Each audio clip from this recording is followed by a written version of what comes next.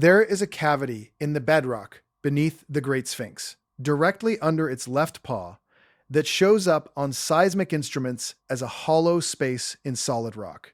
It is not a crack, it is not erosion. When researchers struck the ground with a steel plate and read the sound waves bouncing back, the echo pattern told them something was down there that shouldn't be. An empty pocket in the stone, sealed, waiting, in a spot no drill has ever reached. And the official answer, the one printed in the guidebooks, the one the guides at Giza repeat to every tour group, does not explain what is actually underneath that statue.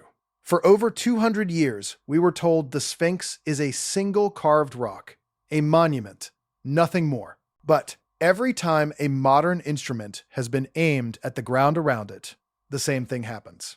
The rock answers back. It tells the machine there are spaces down there, voids, passages, something. Today, we are going to go through exactly what has been found in the ground beneath and around the Great Sphinx, who found it, and why the explanation given to the public leaves the most important question completely open. Stay with me, because the part everyone argues about online is not the part that should unsettle you. Most people who come to Giza never think about the ground. They photograph the face, they ride a camel, they stand for a picture with the monument behind them, and they leave. They are looking at the statue. Almost nobody looks down. And that is the mistake. Because the strangest thing about the Great Sphinx is not the face, and it is not the missing nose. It is what the surveys keep finding under the paws, under the body, in the enclosure floor. Sealed shafts, water-filled chambers, anomalies that light up on radar, and then, year after year, are never opened. Most people walk right past the real mystery without ever knowing it is under their feet. The monument itself is carved from a single ridge of limestone on the Giza Plateau, shaped into the body of a lion with a human head. Mainstream Egyptology attributes it to the pharaoh Khafre of the 4th dynasty, which would place its carving around 2500 BCE. That makes it roughly 4,500 years old. It is one of the oldest and largest monumental sculptures on Earth, cut directly out of the bedrock rather than built from blocks. And here is the first thing that does not sit right. For a monument this famous, this studied, this photographed, we still cannot agree on when it was made, who exactly ordered it, or why the ground beneath it refuses to behave like ordinary solid rock. The face has no inscription naming its maker. The body sits in a quarried pit that erosion patterns cannot fully explain. And directly below it, the instruments keep finding empty space. For most of modern history, the space under the Sphinx was simply unknowable. You cannot dig up a world monument to see what is under it. You cannot tear open the paws to check for rooms. So the ground stayed a sealed question, locked behind stone no one was allowed to break. And the answers people gave filled the gap. In the early 20th century, a French engineer named Émile Barrès spent more than a decade clearing sand from the Sphinx from 1925 to 1936. During that work, he reportedly opened a passage in the monument and explored it, and then the entry was closed and his records of what he found were lost. No written account of that exploration survives. A man went into a passage under the most famous statue on the planet, came back out, and the paperwork vanished. That is not a legend. That is the documented gap in the record. Whatever Barrès saw, we do not have it. And Barrès is not the only vanished thread. Over the centuries, a whole catalog of holes, shafts, and cuttings has been documented in and around the monument.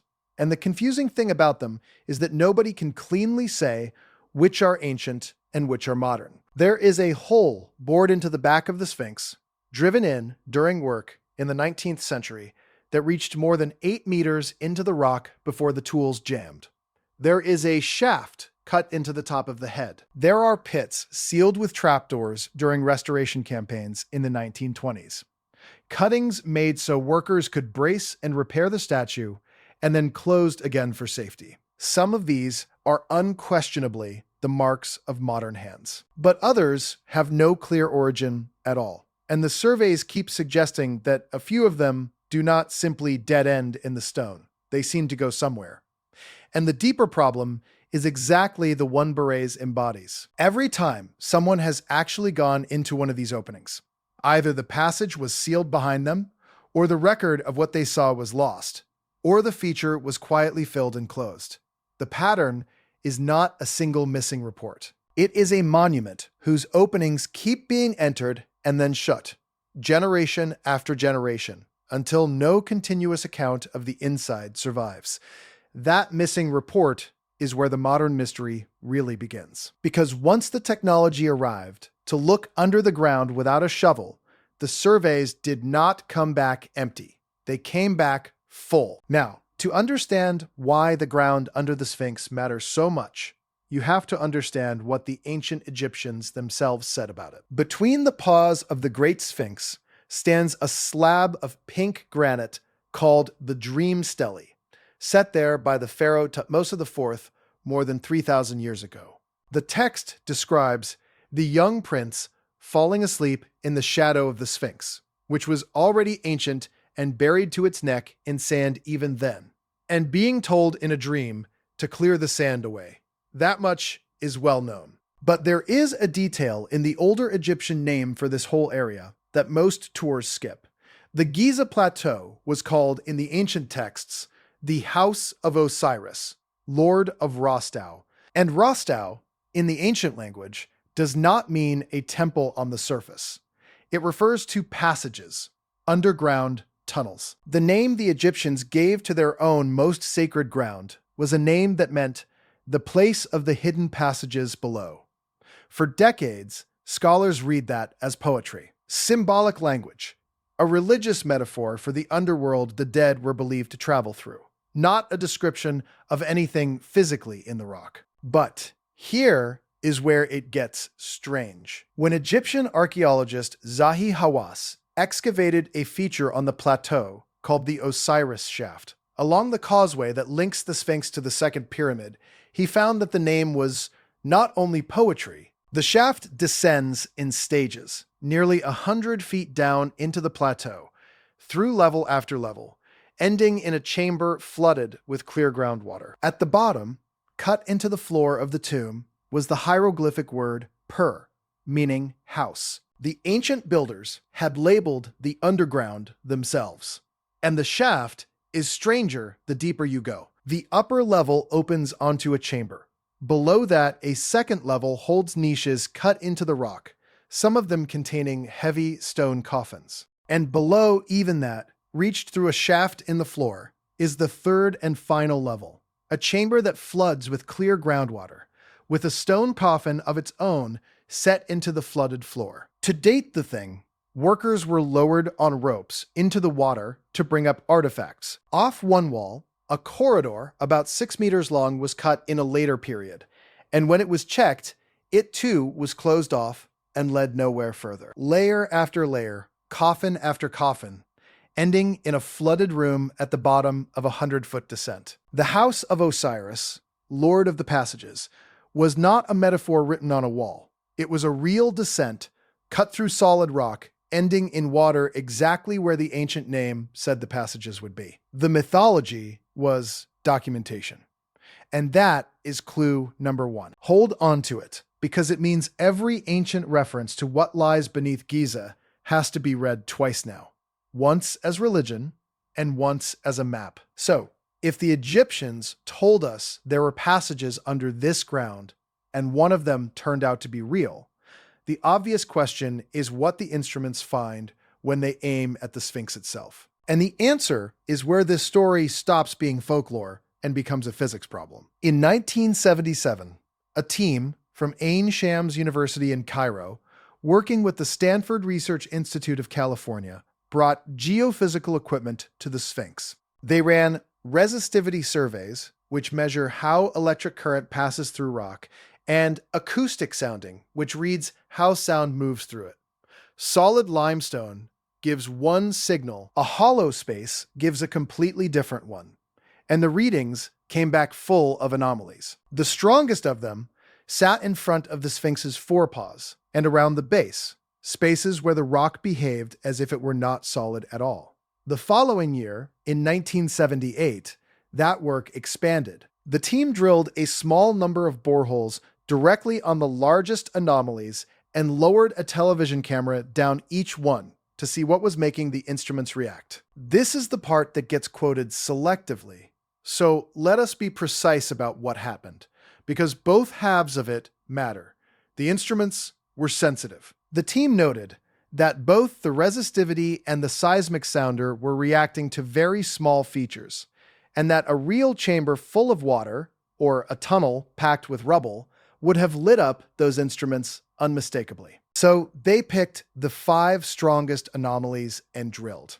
Down each borehole, the camera showed natural cracks in the bedrock, rather than a finished cut chamber. The survey leaders concluded there were no large rooms under that specific footprint. That is the mainstream position, and it is real, and any honest telling of this story has to put it front and center.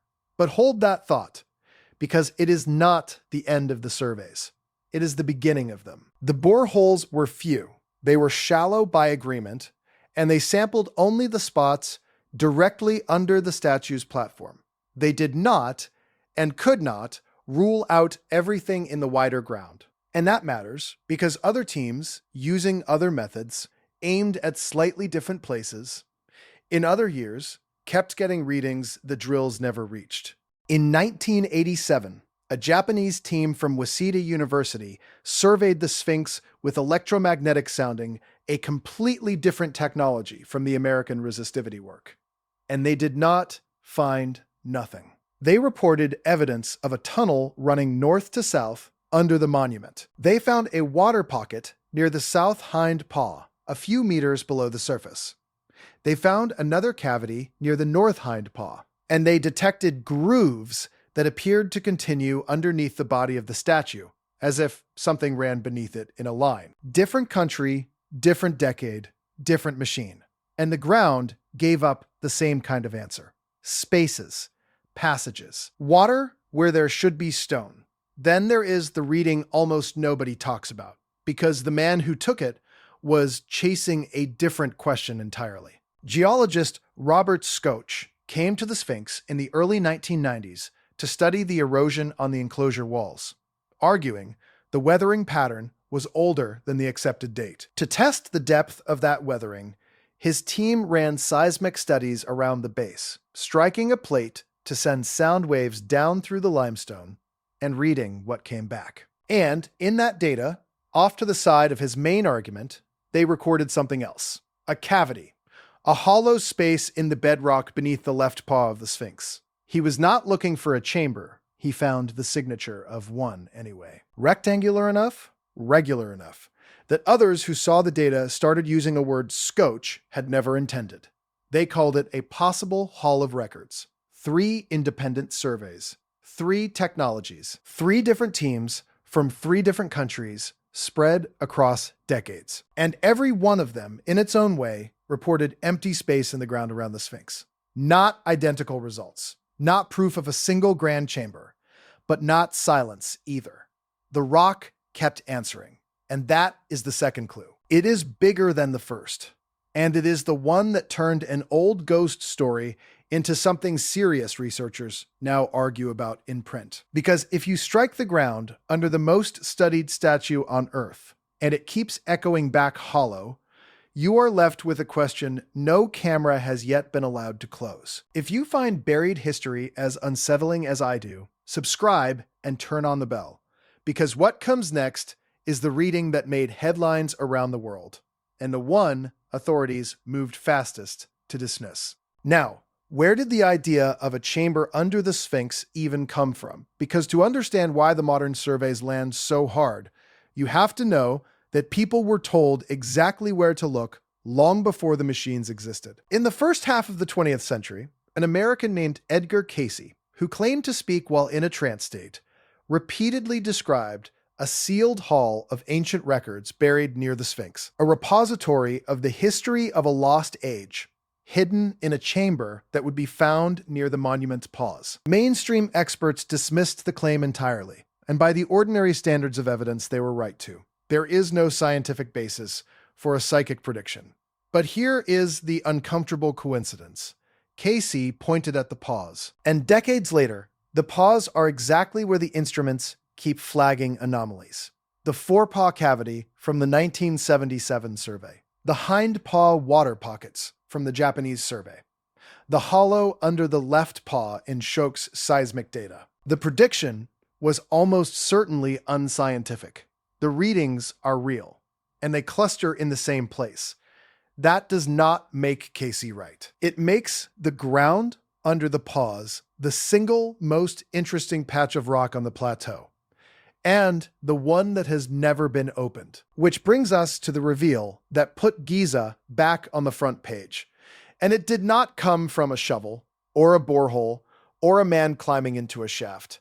It came from space. In March 2025, an Italy-based research group known as the Khafre Research Project announced results that went viral almost overnight. The team, led by researcher Armando May, with radar engineer Filippo Biondi and Professor Corrado Malanga, used a technique called synthetic aperture radar Doppler tomography. In plain terms, they took radar data captured from satellites in orbit and processed the tiny vibrations in that signal to build a layered, three-dimensional picture of what sits below the surface. Radar, from hundreds of miles up, read carefully enough to model the inside of the ground. And what they claimed to see beneath the Giza Plateau was not a crack and not a cavity.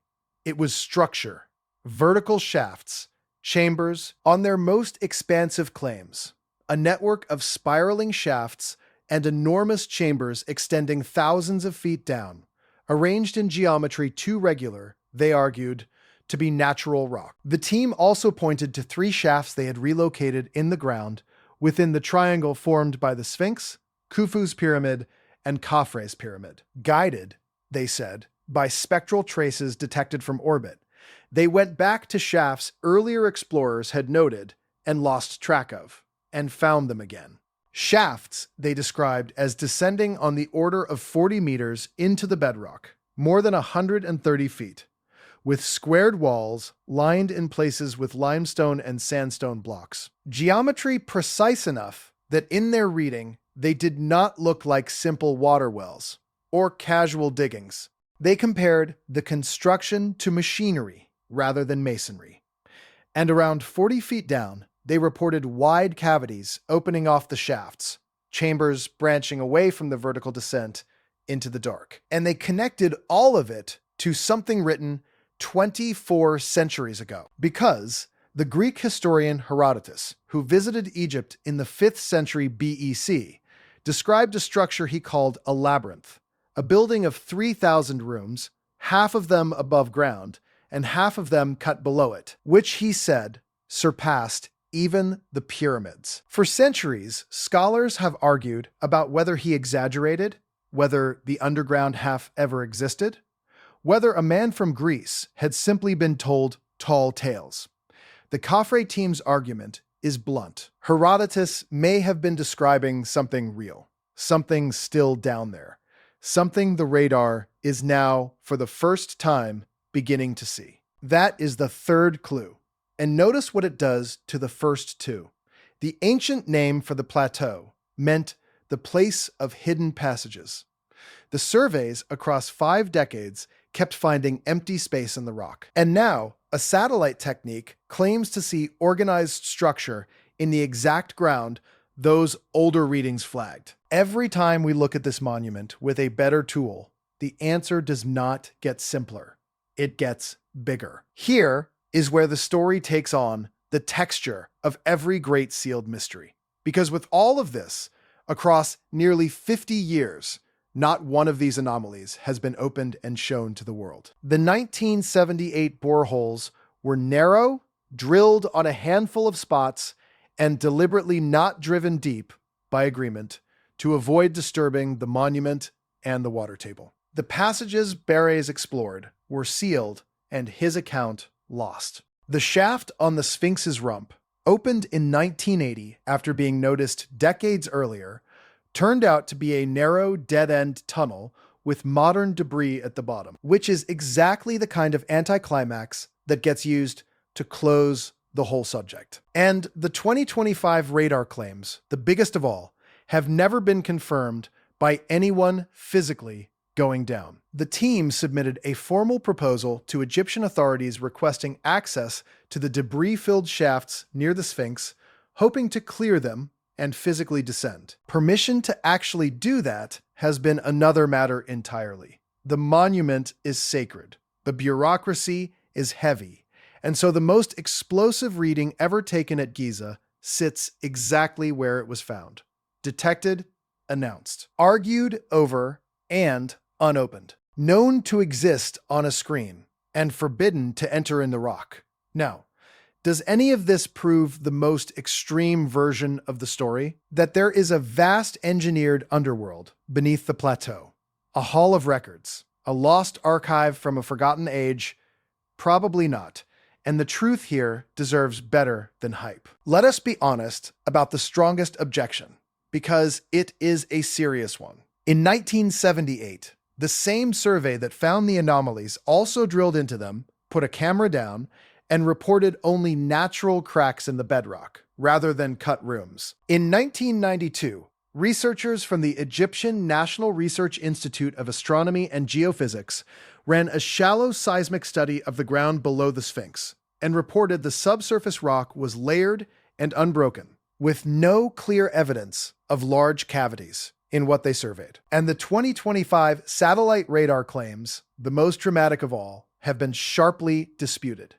Prominent Egyptologist Zahi Hawass has flatly rejected the idea of a hidden underground city. And many radar specialists have questioned whether synthetic aperture radar from orbit can really resolve solid structure that deep, or whether the software is finding patterns that are not there. That is a real critique, and it is not a small one.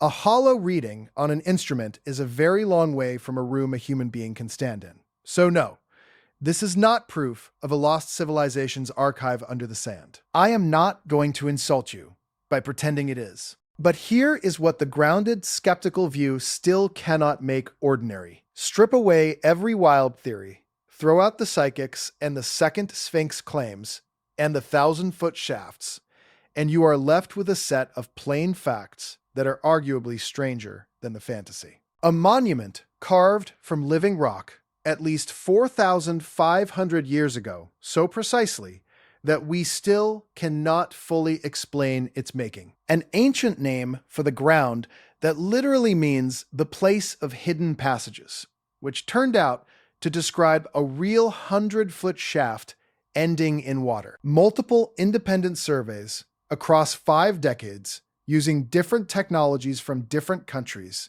that keep flagging empty space and water pockets clustered under the paws. An early exploration whose written record simply disappeared, and a modern radar claim so large that the response was not curiosity, but denial. You do not need a lost civilization to be unsettled by that. You just need to look at what the instruments actually keep saying. And if even the modest version of this is true, it means something uncomfortable about the story we tell ourselves. It means the most studied monument on Earth still has sealed spaces underneath it that no living person has entered. It means that for the better part of a century, the experts have been standing on ground that answers back hollow and choosing over and over not to open it. It means our picture of Giza is not a finished portrait. It is a sketch with the underground left blank. And if our history is missing pages this large about a monument this famous, then what are we missing about the ruins we have barely surveyed at all? And there is one more thread the radar team pulled that is worth sitting with, precisely because it sounds impossible. The same group argued that a second, buried Sphinx-like mass may sit beside the known one hidden beneath a raised mound of hardened sand near the monument. Their reasoning leans partly on that granite slab between the paws, the Dream Stele, which is carved with a pair of the mythical guardian figures, rather than one, a doubling that alternative researchers have pointed to for decades as a hint that the guardian was never meant to stand alone. Mainstream experts reject the second Sphinx claim outright, and it may well be nothing, but notice how it fits the pattern of everything before it. The ancient carving shows two. The old name promised passages. The surveys keep finding hollows. At every turn, the monument seems to be pointing at more than the single carved rock we are shown. Think about what the technology is going to do next. The scanning methods are improving every year. What took a sledgehammer and a borehole in the 1970s can now, its advocates argue, be attempted from orbit. The next generation of surveys planned for Giza is described as capable of mapping the plateau's interior in 3 dimensions, of seeing every void and shaft the way an image sees through the body. If the crude first versions of this already found cavities under the paws and shafts, descending 40 meters, the question is no longer whether there is more down there. The question is how much, and who will be allowed to open it. Here is the one question that will not let go. The ancient Egyptians named this ground after its hidden passages. They told us, in their own language, that the important things at Giza were below the surface, not on it. If they buried the Osiris Shaft nearly 100 feet down and cut the word house into its flooded floor, if they went to that much trouble to hide and mark a chamber in the rock, what does that say about what else they meant to keep down there? You do not name your most sacred ground the place of the passages and mean nothing by it. And whatever is down there, in the cavity under the paw, in the shafts the radar traced, in the passages the ancient name promised, it is still there exactly where it has always been, waiting in the dark under the stone. So who found the hidden spaces around the Great Sphinx? Not a treasure hunter, not a grave robber. Cairo geophysicists with resistivity meters, Japanese engineers with electromagnetic sounders, a geologist with a steel plate and a sledgehammer, Italian researchers reading radar bounced off the ground from space. Each of them, in their own way, struck the rock beneath the oldest guardian on Earth and heard it answer hollow. They found cavities. They found water where there should be stone. They found shafts descending into the bedrock, and every single time they reached the same wall. The readings are allowed, the digging is not. The cavity under the left paw has never been entered. The shafts the radar traced have never been descended. And the passages the ancient Egyptians named their whole plateau after are still, 4,500 years later, sealed in the dark beneath a statue that millions walk past every year without ever looking down. It was carved to last. It was carved to guard something. And whatever that something is, it is still under there, exactly where they left it, waiting for someone to finally be given permission and a way in.